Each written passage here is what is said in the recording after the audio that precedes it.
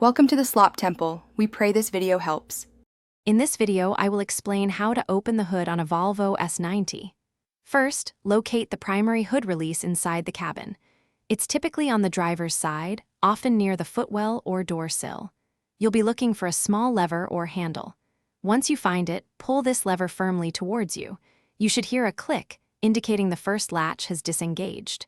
This prepares the hood for the next step. Now, move to the front of your Volvo S90. You'll need to locate the secondary safety latch. This is usually found directly under the front edge of the hood, often near the center or slightly to one side, above the grille. Gently lift the hood a few inches and feel for a small lever or tab. Push or pull this lever to fully release the hood. It should now be free to lift. With both latches released, you can now gently lift the hood. It might be a bit heavy, so use both hands if needed. Once it's open, look for the hood support rod. This rod is usually clipped to the underside of the hood or within the engine bay. Detach the rod and firmly insert its end into the designated hole on the underside of the hood or in the engine compartment to keep it securely open.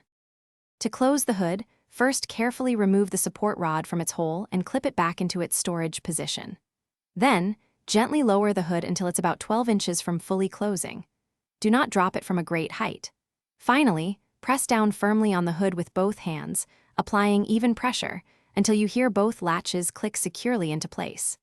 Make sure to check the description for a link to the Shark AI Ultra Robot Vacuum and other great deals. Thanks for watching.